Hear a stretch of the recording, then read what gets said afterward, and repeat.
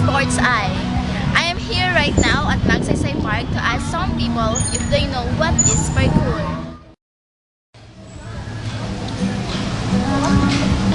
Yes, hello. What is your name? Sheila. How old are you? 20. Okay, do you know what is parkour? Hello, what is your name? My name is Jordan. How old are you? I'm 15 years old. Do you know some extreme sports? Yes? How about skateboarding? Yes? BMX? Yes? How about parkour? No? You really don't know what is parkour? No? Okay.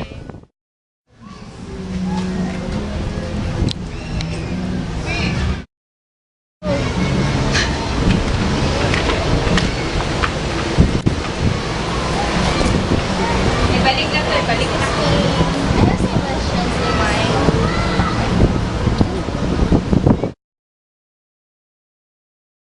Excuse me, I have some questions in mind. Okay, what's your name? Huh? Nick. How old are you, Nick? Do you know some sports? Extreme sports? Do you know what is parkour? Parkour. What is it? It's kind of sport that you jump into one building from one building to another building. It's like an extreme sport that I think it's not common here. Yeah, thank you very much. Then we have to ask some questions.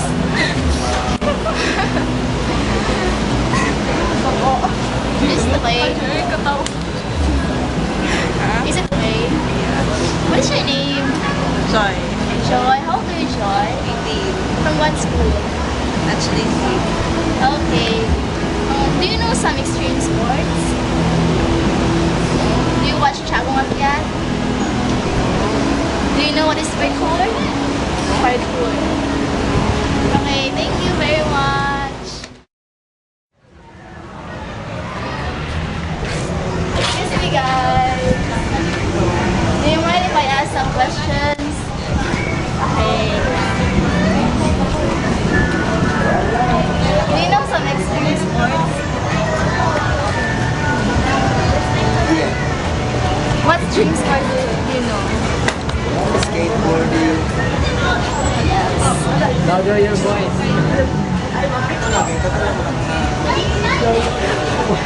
Okay, do you know what is parkour? Okay, thank you. The majority of the people here in Davao are not knowledgeable about parkour, but few of them knows about it. That parkour is really existing. This is Gretchen for Sports Eye.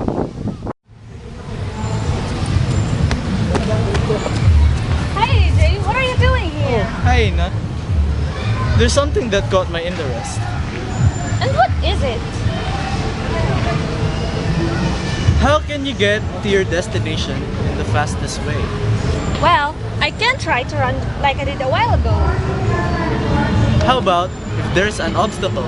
Will you go around it or will you go over it? I guess I'll go around it. Why? Is there any way possible? Yes, there is.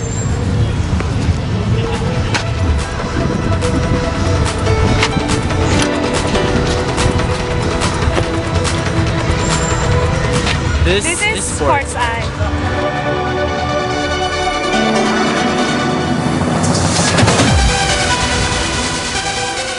Parkour is the physical discipline of training to overcome any obstacle within one's path by adapting one's movements to the environment.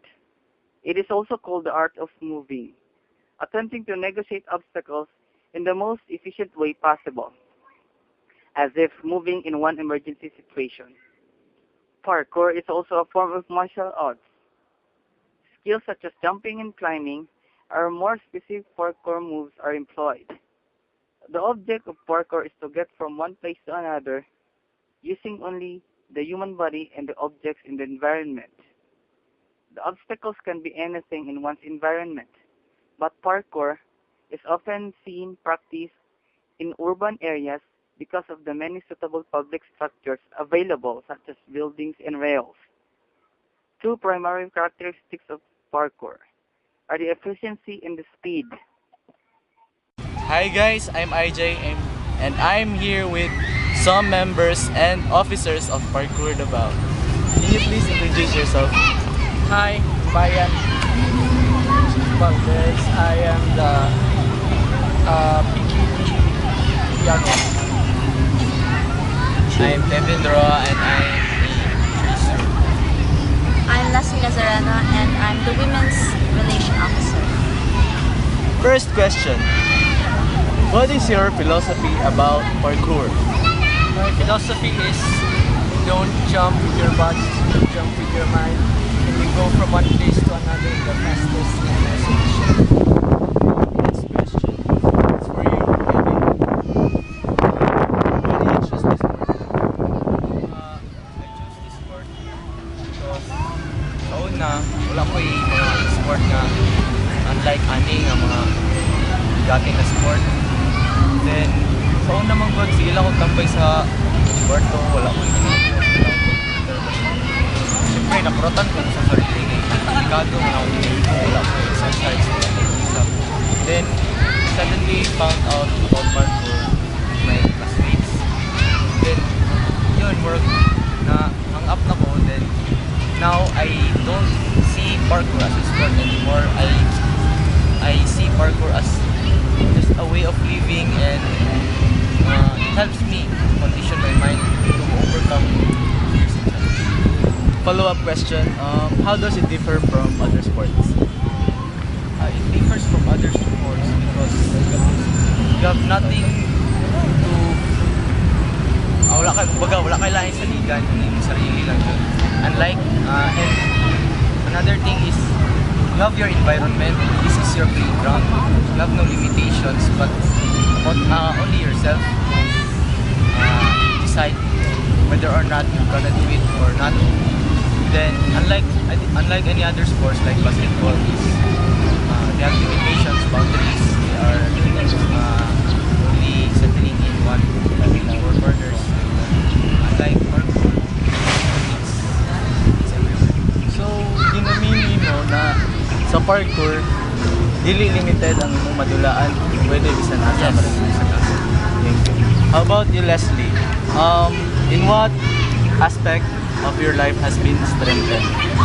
Well, certainly the mental aspect of my life, because parkour, since it doesn't only enhances your physical body, but also your mental and the way you think, the way you decide things, and it also helps you overcome your fear. So that's one thing that is very much important. What kind of fears have you overcome? Well, for one, this is the most common fear sa aming grupo, fear of heights. Fear of heights. Second na ang fear na madamag or mahulog. Second na siya. So, do you find this sport extreme? And in what way is this extreme for you, Bayan? It's extreme because only a few people do it. Unlike basketball, there are a lot of people play basketball, but parkour, not too many people exercise this kind of thing. How about you, Kevin? Yes. I call it because it's very easy. Lalo na pag double thinking, it's very dangerous. Then, siyempre, wala kay laing mag-blame. Unlike sa skateboard, naka-skate. Unlike sa other sports. Extreme sila. Yes, extreme sila. But like parkour, sarili lang dyan yung mga kailangan nyo. Condition lang dyan yung sarili. O double thinking. Sapat. So, murag gawas nimo sarili lang pwede mong Sarili kalaban. lang po nito kailangan nito mabili ka or mag-expression. How about you, Les? Maingon ako na extreme ang parkour. Like, for one thing, murag katong song that go right na naisip na ako wala. Katong line now, when I say jump, you say how high. You don't ask whether or not you jump. You just tell yourself how high will I jump. So murag kanang it takes a lot of guts, a lot of murag kanang strength jud sa ibang mental aspect to do it.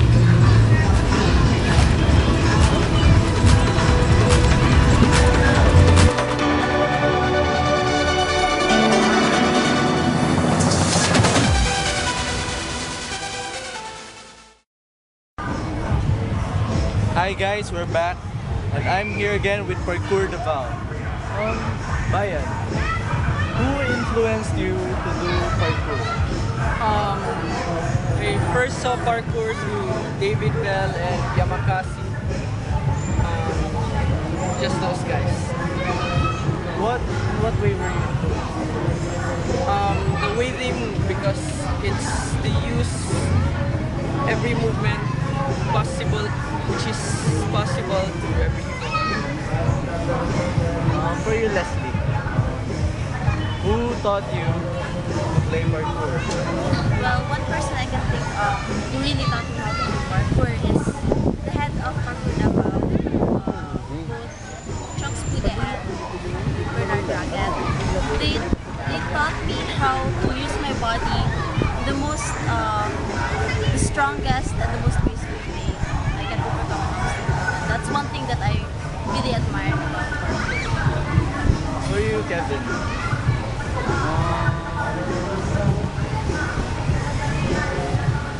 how does this sport change your lifestyle? This sport changed my lifestyle. It completely changed my kind of living. Not only my lifestyle. Kaya magsuroy magulo sa mga streets gani. Makita ko obstacle. Bali, I suddenly visualize. Tanawin din ako ng obstacle na hindi na ako na-show sabdan. Unlike sa una nga I like parkour. Karoon kayo kung makita ko obstacle, ina-imagine ako sa sarili mag-overcome ako ng obstacle. Bali, ingatan na ako sa perspective. Change it akong mind. And final question, describe parkour in one word. Parkour is a lifestyle. One word I can think about is flow. About you, Kevin. That's it. This is Parkour 101, our documentary with Parkour Davao.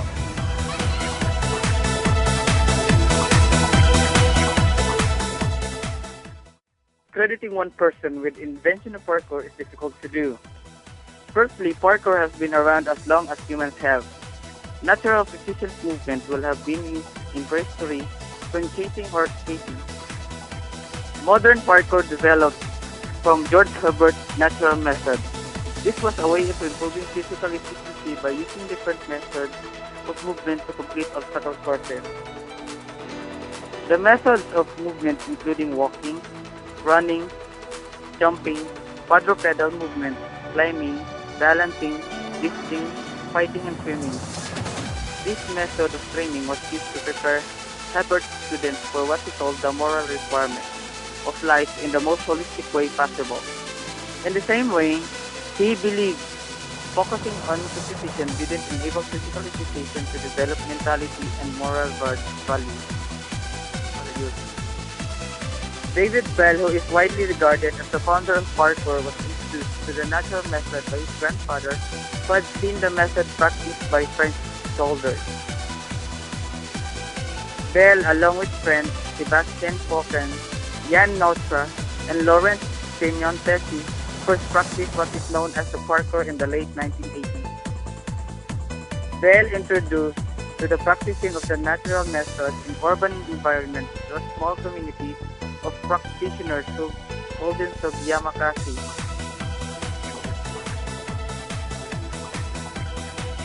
This comes from the language Congo, meaning strong spirit, strong body, and endurance.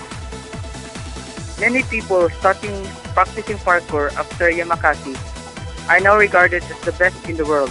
Names like Daniel Yabaka, Chase Armitage, and Team Chef are all better known than some members of the Yamakasi. Although these guys aren't credited with all creations of urban natural methods, they are extremely talented practitioners and all are individually creative in their own.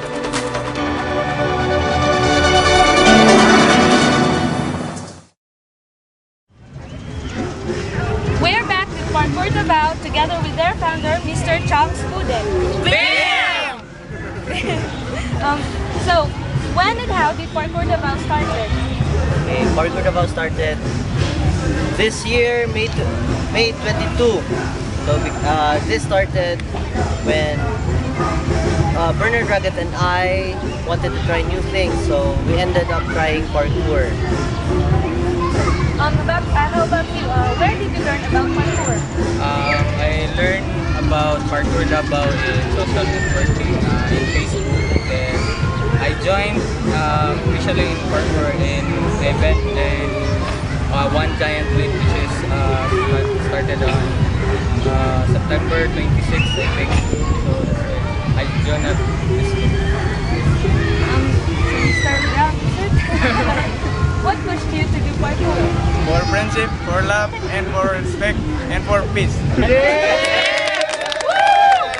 Super! How many members do you have right now? Currently we are official members of Parkour Davao is maybe 25 to 30 people, but the people who are with us practicing parkour here in Davao can reach to a number of 50 practitioners. Are you the only parkour group here in Davao? As far as I know, there are two groups here in Davao, Parkour Society Davao and Parkour Davao. But sadly, Parkour Society Davao or PSD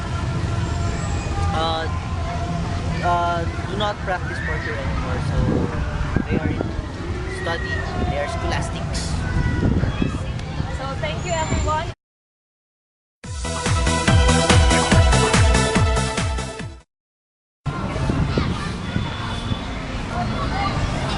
Hi, I'm with Bayan, the tracer. Bayan, I have some question. Go ahead. Where can tracers practice parkour? For racers, dressers, whatever, they can practice parkour anywhere. The world is your playground. Oh, so there is no specific place to play it. No specific place. All you need are a good pair of shoes and an imagination. For example, How about this skating ring? Can you play parkour inside of it?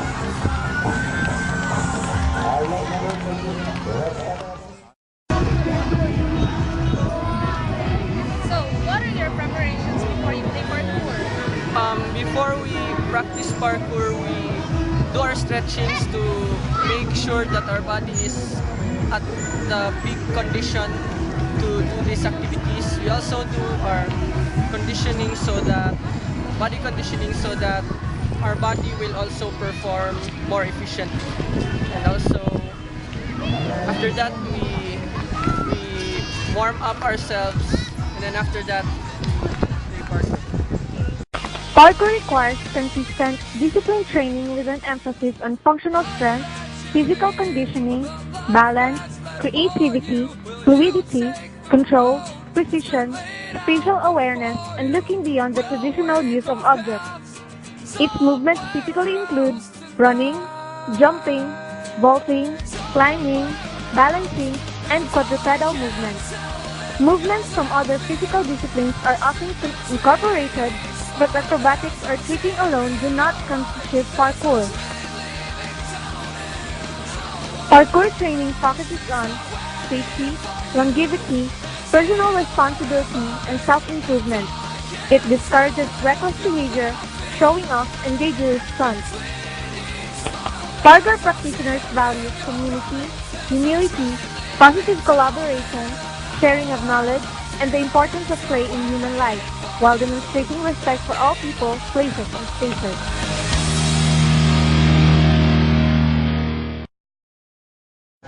Hi, I'm Bayan. I'm gonna teach you some basic balls.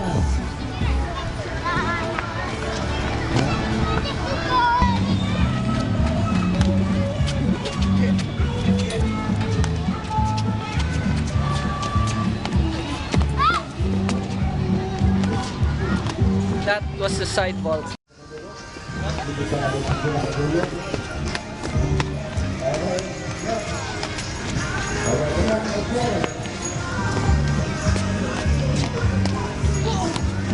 That was the lazy ball. The monkey ball.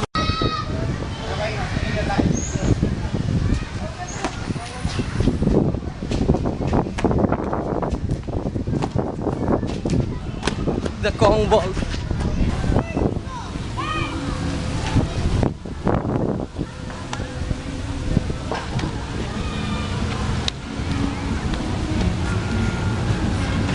Precision.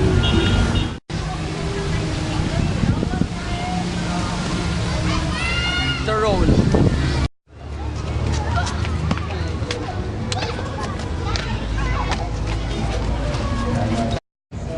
The cat.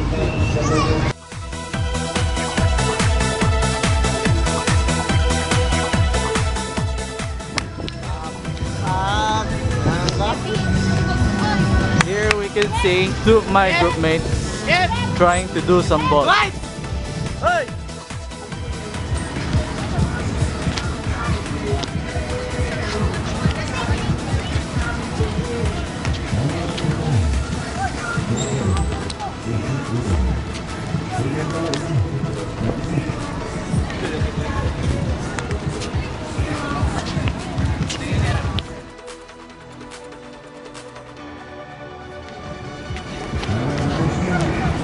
Give Time space. for the girls to try.